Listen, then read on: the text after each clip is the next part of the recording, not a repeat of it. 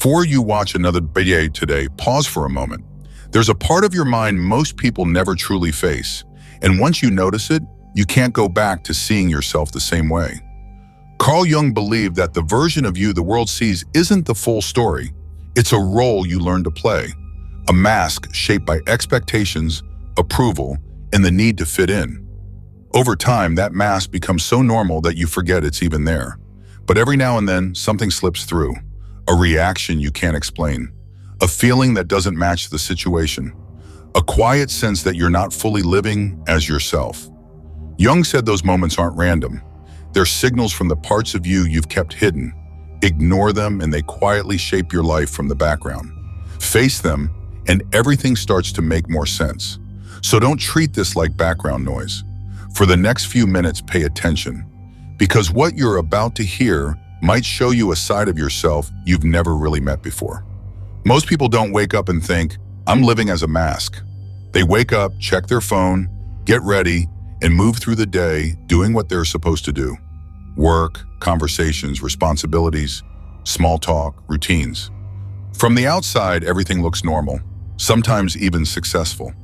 But there's a quiet feeling many people carry that they don't talk about. A sense that something about their life feels slightly off, even when nothing is obviously wrong. You might know that feeling. You handle your responsibilities. You show up when needed. You say the right things, act the right way, keep things moving. People might even see you as confident or put together, but in certain moments, usually when you're alone, you start to wonder why you feel disconnected, not from others, but from yourself. Like you're playing a role you got used to instead of living as the person you actually are. It shows up in small ways. You hold back opinions because you don't want conflict. You smile when you're irritated. You act confident when you feel uncertain. You say you're fine when you're exhausted. At first, it feels normal. Everyone does it. That's what being an adult looks like. But over time, constantly adjusting yourself to fit expectations starts to create a gap. The gap between who you are inside and who you present to the world. And the longer that gap exists, the harder it becomes to tell which version is real. Modern life makes this even easier to ignore. You're always busy, always scrolling, always comparing. You see other people looking confident, successful, certain about who they are. So you do what most people do. You keep moving forward, keep performing, keep improving the version of yourself that others can see. And on paper, that should feel satisfying. But for many people, it doesn't.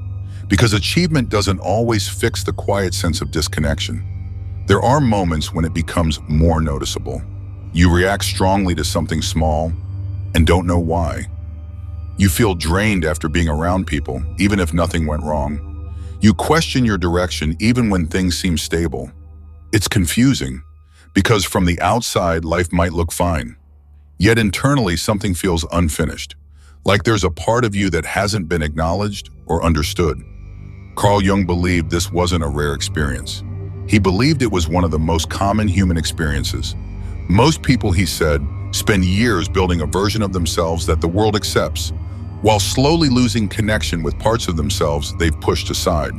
The problem isn't that people are pretending. The problem is that they get so used to adapting that they forget they're adapting at all. They become skilled at being who they need to be for others, at work, with friends, with family, until they rarely stop to ask a simple question: who am I when I'm not trying to meet expectations? That question can feel uncomfortable, even unnecessary. Life is busy, responsibilities are real, but Jung believed that ignoring it comes at a cost.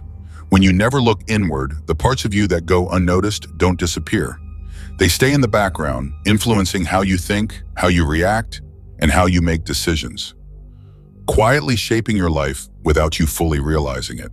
And that's where things start to get interesting. Because according to Jung, the version of yourself you show the world is only the surface. Behind it is a deeper layer, one that holds the emotions, traits, and impulses you've learned to hide or control. Understanding that layer isn't about becoming someone new. It's about finally understanding why you are the way you are. Carl Jung called it the shadow. Not because it's evil, but because it lives in the dark parts of your mind. The parts you don't show, don't talk about, and sometimes don't even admit to yourself. It's made of everything you've learned to hide over time. Traits you were told were wrong, emotions you were taught to suppress, thoughts you pushed away because they didn't fit the image you wanted to have. As a kid, you start learning what gets approval and what doesn't. When you're praised for being calm, you hide your anger. When you're rewarded for being nice, you bury your jealousy. When you're told to be strong, you hide fear. None of this feels dramatic in the moment. It just feels like growing up. But every time you push a reaction down, every time you decide I shouldn't feel this, that energy doesn't disappear. It moves out of sight. It becomes part of your shadow. The shadow isn't only made of negative traits. It also holds the parts of you that feel too bold, too honest, too different.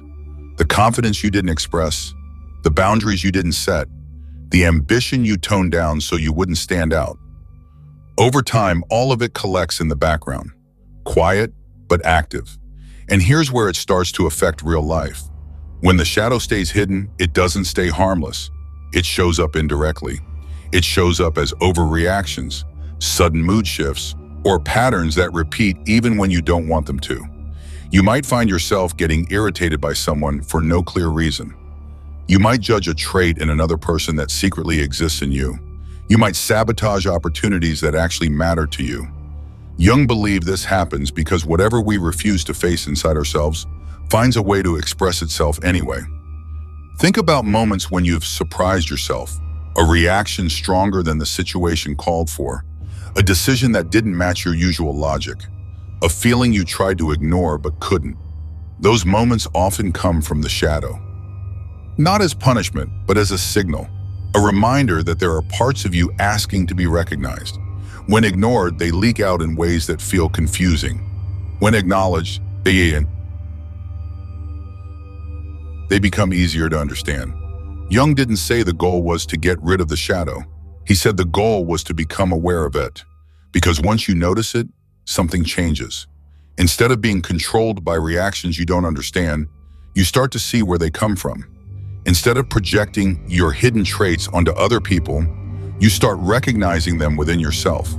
That awareness doesn't make you perfect. It makes you more whole. Most people spend years trying to appear consistent, stable, and polished. They work hard to maintain an image that feels acceptable. But Jung believed real stability comes from knowing both sides of yourself, the parts you're proud of and the parts you usually avoid. When those hidden traits are acknowledged, they stop needing to force their way into your behavior. They become something you can work with instead of something working against you. The shadow isn't a flaw in your personality, it's a missing piece of it. And the moment you start noticing where it shows up, in your reactions, your judgments, your habits, you begin to understand yourself in a way most people never do. At this point, you might be thinking, okay, I get the idea, everyone has hidden parts. But why does this actually matter? It matters because the parts of yourself you don't recognize don't stay quiet. They shape your choices, your reactions, and your direction in ways that feel random until you start paying attention. Think about patterns in your life, not just big life decisions, but everyday moments. The arguments that escalate faster than they should. The opportunities you hesitate to take even when you are capable. The people you feel drawn to or pushed away from without fully understanding why. These moments aren't accidents. They're often driven by something beneath the surface, something you haven't fully looked at yet.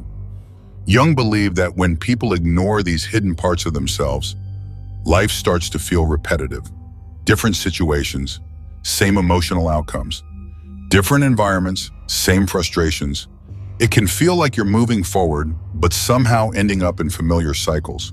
That's usually a sign that something internal is asking to be noticed. Not fixed overnight, not forced into change, just noticed. The turning point comes when you stop assuming every reaction is caused by the outside world. Instead of immediately blaming a situation or another person, you pause and ask a more useful question. Why did this affect me the way it did? That small shift in perspective changes everything.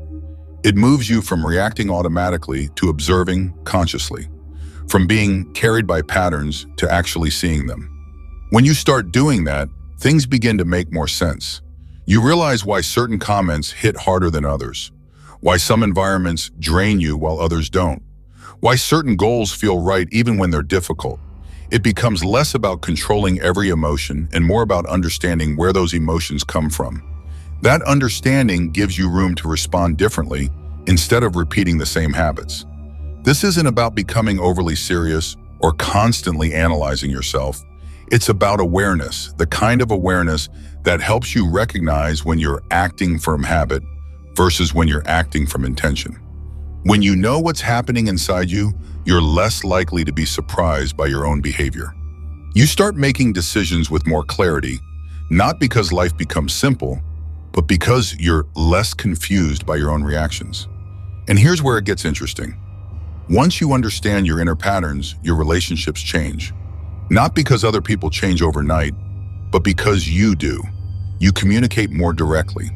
You set boundaries without unnecessary guilt. You stop expecting others to fill gaps you didn't know were there. That shift alone can make interactions feel more honest and less exhausting.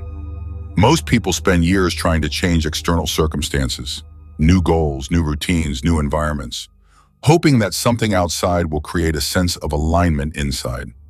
Jung's idea was different. He believed that real change starts with understanding yourself more fully. Not the polished version you show the world, but the complete version, including the parts that feel uncomfortable or unfamiliar. Once you start paying attention in that way, life doesn't suddenly become perfect, but it becomes clearer. You begin to see connections you didn't see before. You recognize why certain things matter to you and why others don't. And from there, your decisions become less about reacting and more about choosing. So what do you actually do with all of this?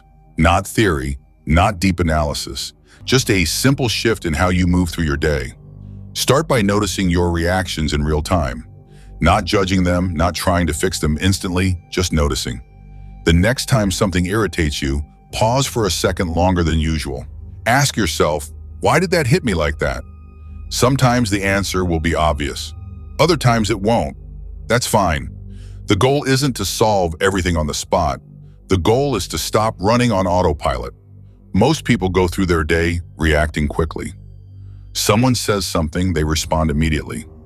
Something goes wrong, they get frustrated instantly. There's no space between the moment and the reaction. But the moment you create even a small gap between those two things, you start gaining control.